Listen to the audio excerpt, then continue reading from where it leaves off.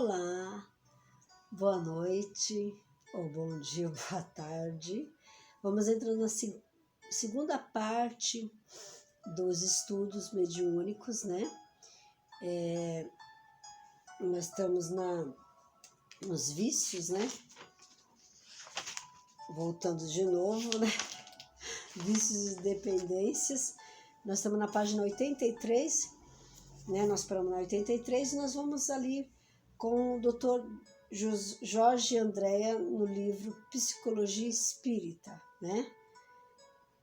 Então vamos dar continuidade.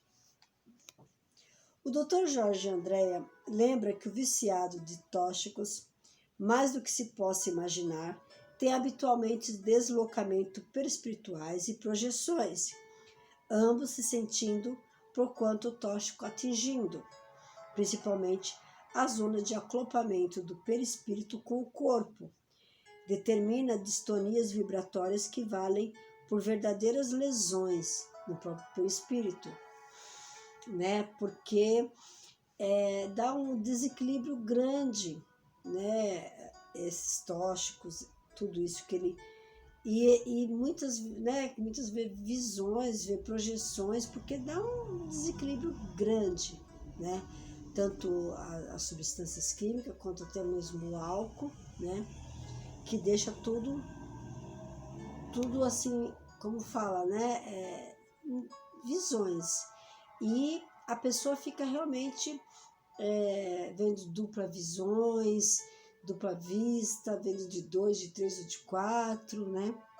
Embaçado, porque dá um revertério mesmo dentro do organismo da pessoa. Seria o fenômeno paranormal doentio. Esses deslocamentos nada mais são do que a violência com que o tóxico age sobre o perispírito, apresentando reações, embora parapsicológicas, integralmente patológicas. Continuando na página 84. Porém, o Dr. Jorge Andréa nos diz também que nem todos os viciados trouxeram propriamente um problema kármico.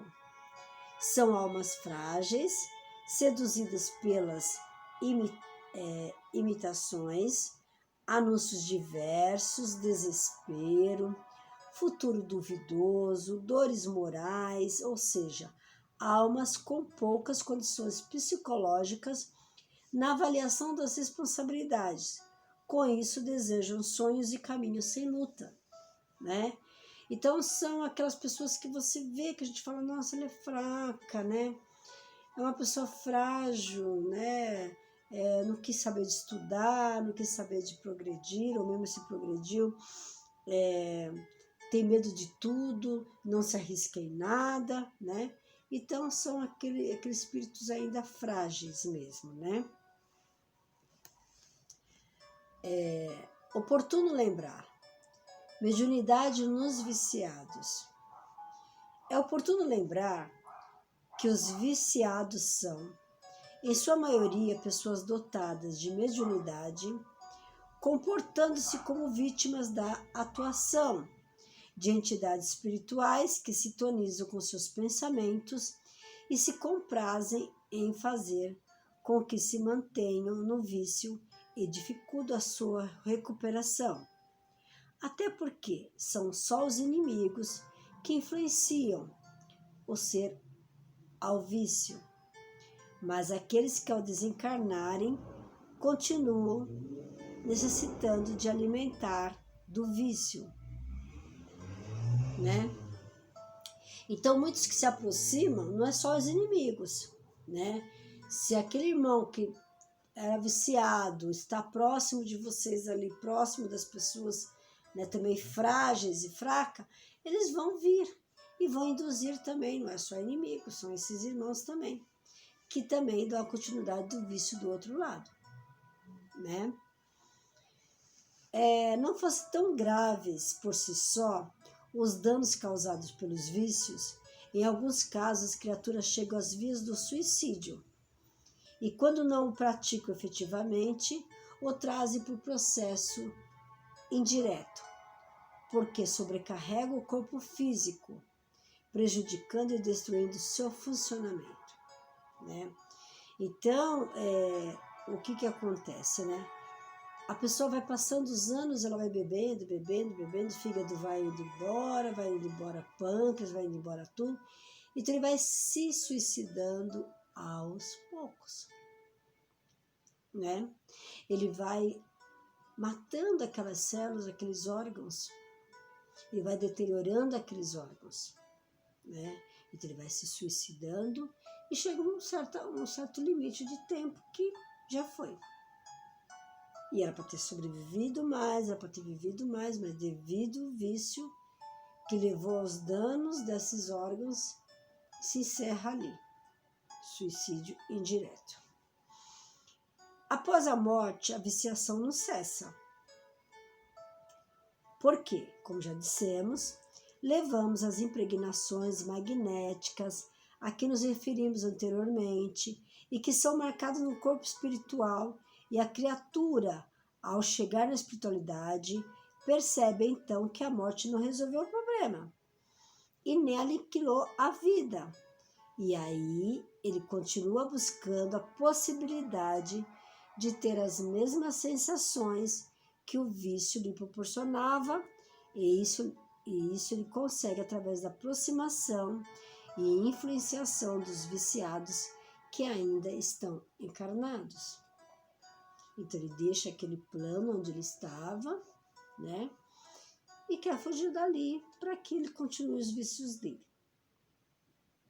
Após o desencarne, os resultados do vício são desastrosos, pois provoca uma espécie de paralisia e insensibilidade aos trabalhos dos espíritos socorristas, e permitindo que sejamos arrebatados por falange de espíritos inferiores, retardando o auxílio espiritual.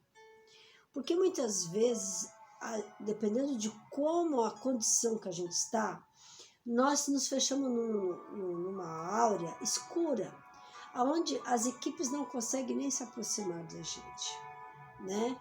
E aí quem se aproxima são os espíritos inferiores, nos arrastando para nós sermos escravos dele, trabalhar para eles ou conviver com eles, tá certo? Após o desencarne, os resultados do... já falei, desculpa. Emmanuel diz, após a morte do corpo físico, o problema da dependência continua até que a impregnação dos agentes tóxicos nos tecidos sutis do corpo espiritual ceda lugar à normalidade do envoltório perispiritual, e que na maioria das vezes tem a duração do tempo em que o hábito perdurou na existência física. No caso do fumo, se eu fumei 25 anos, é o tempo que vai durar do outro lado. Se eu fumei 30 anos, 40 anos, é o tempo que vai durar do outro lado. Né? Como se libertar dos vícios? Considerando que os vícios estão relacionados a distúrbio da alma, não se pode esperar que os mesmos sejam sanados em curto período de tempo. Importante lembrar que se trata da emoção a ser trabalhada, o que é mais difícil. Sofrer as consequências que trazem, desperta e começa a luta pela libertação. Entretanto, não é necessário chegar ao fundo do poço para iniciar esse trabalho, né? Então a pessoa chega no fundo do poço para dizer, realmente eu tenho que parar, realmente eu tenho que dar um prumo na minha vida. É um momento muito complicado e difícil, que é do fundo do poço. Conscientização. Admitir que existe uma dificuldade, um problema sério. Sou viciado, sim, e preciso de ajuda, né? Conhecer-se. Tratamento terapêutico, se não conseguimos fazer sozinhos. Descobrir os porquês de nossos pensamentos, desejos e comportamentos. Então, a gente vai precisar, sim, de ajuda, tá? Conhecer o ser viciado, filho. As mudanças que ocorrem deverão ser percebidas o mais cedo possível E isso só acontece quando se conhece a pessoa, né? A pessoa vai deixar de viver aquela vida que ela vivia, ela vai não dar mais prazer às coisas que ela tanto fazia, a mudança de hábito dela é repentina e a gente consegue se detectar, tá certo? Orientação, educação, religiosidade, presença da família desde a infância. Querer. A vontade e a coragem que se constituem na tradução do nosso querer diante de algum propósito. O querer é a vontade com coragem posta em prática e a ação concretizando o ideal. A repressão dos vícios não pode ser feita apenas com medidas policiais, mas envolver a colaboração da sociedade através da formação de bons hábitos, né? Então a gente vai pedir para a pessoa procurar ajuda, né? A gente vai incentivar aquela pessoa a procurar ajuda, né? Para que os casos não venham a ser, né? Polícia ter que retirar, polícia ter que apaziguar, polícia ter que levar para o hospital. É complicado, né? São ações que devem envolver as famílias, a educação, na família cristianizada, nas associações esportivas e culturais, as instituições religiosas e as escolas baseadas na educação integral.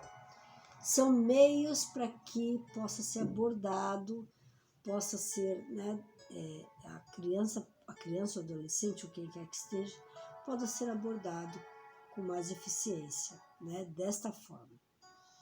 Observação de Emmanuel.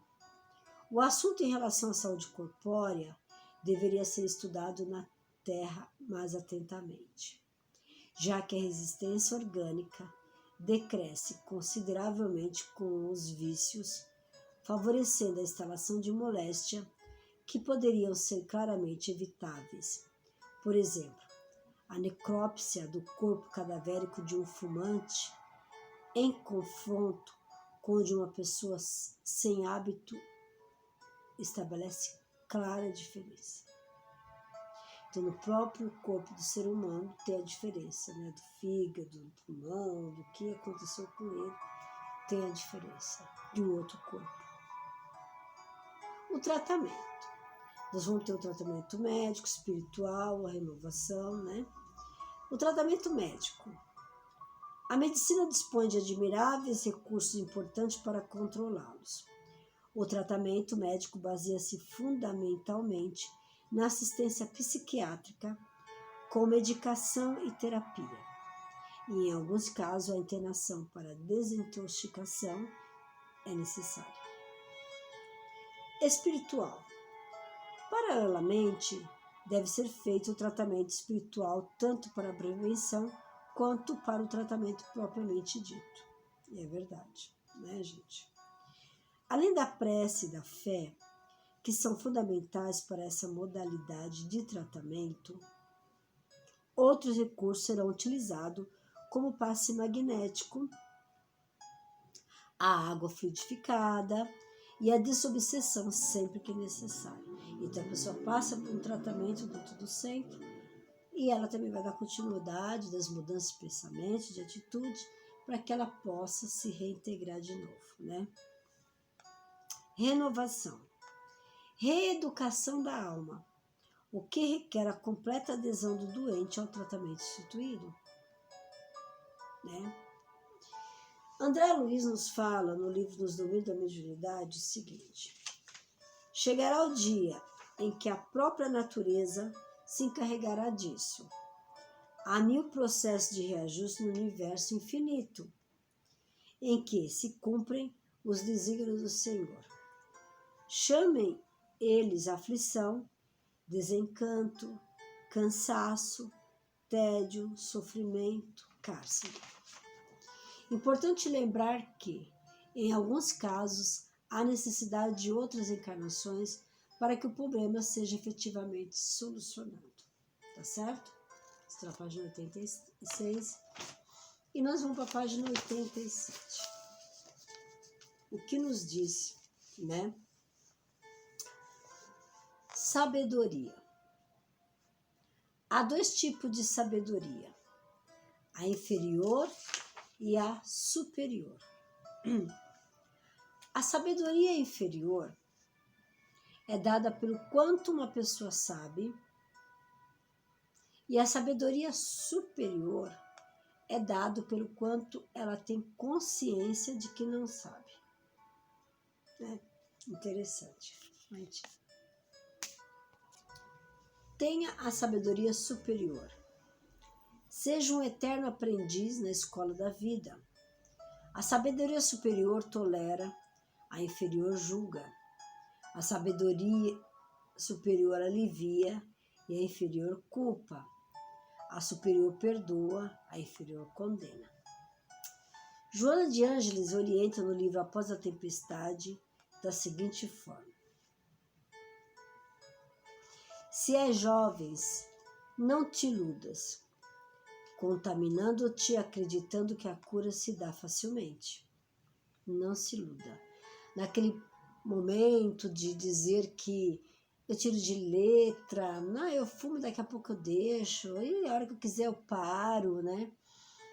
Ah, mas a gente tem que, é jovem, vamos lá, temos que andar na bagunça, bagunçar, né? E não é bem assim. Se já és adulto, não te conceda sonhos e vivências que pertencem à infância já passada. Esquece o passado. Ansiando por prazeres que terminam ante a fugaz e enganosa durabilidade do corpo. Não é verdade? Se és mestre, orienta com elevação, abordando a temática sem preconceito, mas com seriedade. Se és pai ou mãe, não pense que o seu lar está poupado. Observa o comportamento dos filhos, mantenha-se atento, cuidando deles antes do comprometimento com os vícios, aproveitando a oportunidade para auxiliá-los e preservá-los. Temos que estar ali sim, na rédea curta, viu? Se, porém, o fato ocorra, não fugir dele, procurando ignorá-lo, nem tampouco se rebelar assumindo atitude hostil. O que isso vai adiantar? Você tem que nutrir forças para todos juntos chegar a um contexto do que poderíamos estar fazendo, do que no momento poderíamos estar fazendo. Não é verdade? Se a gente for largar o mundo, vai ser largado ao mundo e o sofrimento será pior, né? Se, porém, o fato ocorra, não fugir dele. Procure ignorá-lo, nem tampouco se rebelar, assumindo atitude hostil. Não é verdade, gente? A atitude correta é a conversa. Esclarecimento, orientação e assistência procurando os recursos competentes da medicina como da doutrina espírita, a fim de conseguir a reeducação e a felicidade daqueles que a lei divina lhes confiou, certo? Importante registrar que nem sempre conseguimos alcançar esse objetivo. E quando se trata de filhos em que não conseguimos auxiliá-los, devemos lembrar que somos individualidades responsáveis pelas nossas próprias ações e que ninguém poderá fazer por nós o que nós mesmos devemos e tentamos fazer. O nosso aprimoramento cabe a nós mesmos realizar. Joana de Ângeles lembra ainda que, vamos lá, devemos nos libertar do conceito equivocado, hoje só. Quando se trata de se comprometer com o vício, antes que usemos esse conceito de forma acertada, só hoje, eu resistirei ao vício, ao mal, ao comportamento, o comprometimento com a lei. Devemos assimilar e comemorar a felicidade com lucidez, ao mesmo tempo em que suportar a dor com coragem, fé e trabalho e não se iludindo. Devemos, em qualquer situação que exija decisão, ação, que recorramos à prece e à reflexão para alcançarmos recursos preciosos ao acerto. Nunca permitamos a assimilação do vício, na hipótese de que dele possa nos libertar quando queiramos, pois que os viciados pudessem querer, não estariam sob essa violenta dominação, né? As referências desses estudos estão no Evangelho segundo o Espiritismo, capítulo 27, item 3. No Ney Prieto Pérez, Manual Prático do Espírita, pergunta 49 a 51. Sueli Caldas de Schubert, Mediunidade no Ar, Influência dos Espíritos. E Sayeg Astrid, Como Renovar Atitudes. Não é verdade? Então, são essas referências. Então, gente, é por aí, né? O vício, muitas vezes, a gente traz latente dentro de nós, e é a nossa luta, né, de conseguirmos superá-los, né? Enfim, o proibido era melhor, né? Tudo que é proibido era melhor, tudo que é proibido. Então, muitas gerações veio nisso, né? Meu pai bebe, mas eu ver meu filho bebendo, eu acabo com ele. Mas você bebe, seu exemplo, né? Então, a gente é o exemplo para nossos filhos, para nossa família. Então, que a gente possa estar sempre fazendo melhor. Precisa de tratamento? Sim. Precisa de psicólogo, psiquiatra? Sim. Precisa estar dentro de uma igreja? Sim. Precisa estar dentro do centro espírita? Sim. Precisa estar participando de reuniões de alcoólicos anônimos? Sim. Tudo isso é muito importante. Sozinho não vai aguentar, né? E receber estímulo, não é verdade? Receber estímulo para dar a continuidade, tá certo? Então, nós vamos assim, encerrando por aqui. Na próxima, a gente vai para a 18ª aula, que será sobre a violência. E nós vamos assim pedindo a Deus, nosso Pai, nosso amado Mestre Jesus, a todas as equipes que estiverem conosco, né? Agradecendo essa oportunidade desta mais esta aula, 17ª aula, né? Com todo o nosso amor, com o nosso carinho. Deixem aí o like de vocês, deixem aí as perguntas, os comentários, porque é muito importante, tá bom? Então, nós vamos encerrando assim, coração ao Pai. Pai nosso que estais nos céus, santificado seja o vosso nome. Venha a nós o vosso reino. Seja feita a vossa vontade, assim na terra como nos céus. O pão nosso de cada dia nos dai hoje. Perdoai as nossas dívidas, assim como nós perdoamos os nossos devedores. E não nos deixeis cair em tentação, mas livrai-nos, Senhor, de todo mal. Que assim seja, graças a Deus. Agradecendo nossos irmãos por essa oportunidade de mais umas aulas para o nosso currículo, né? Então, que a paz de Deus, de Jesus, esteja com todos vocês, tá bem? Boa tarde, bom dia ou boa noite.